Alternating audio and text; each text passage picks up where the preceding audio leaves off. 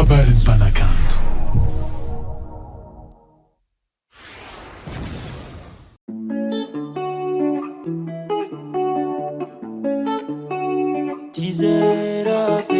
Kombo lamboni tany tsisy masolo anao, agnaty foko ato tsisy ankoatranao. Manandanja mifenako fa tsy hoe kilalao, vavan'olo aza atao ampiasa lao. Mandraky izay tiako amintsika roe, mialanao zaro tsy mafoe. Fotony anao tiako, matokisa valer fa anao tsy ariako. Hanompenako si salamiko ankilanao, bebeza magnaro fa zafaninao. Ino avy tiavako anao, ino azemeko anao, ino avy tiavako anao, ino azemeko anao, tiako anao, nefa tao akory zay bomba ino anao.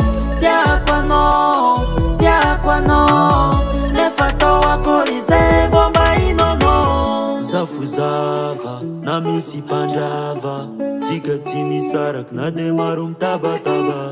Atanjao saigny tsinjoviny amaraigny, tsy avelatsika ndre sy tety dratsindro malaigny. Fiaragnako tsara maro pakala, efa mifampatokotsika sava malala.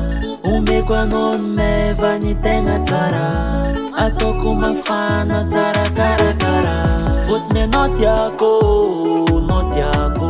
matokisa valer fa anao tsy ariako.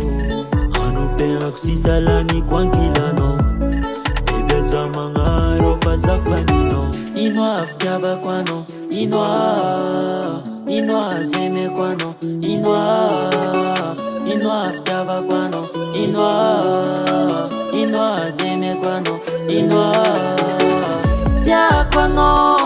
tiako anao, nefa tao akory zay bomba ino anao. Tiako anao, nefa tao akory zay bomba ino anao.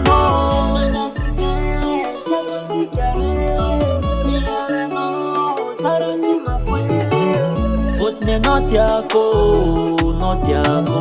matokisa valer fa anao tsy ariako. Tiako anao,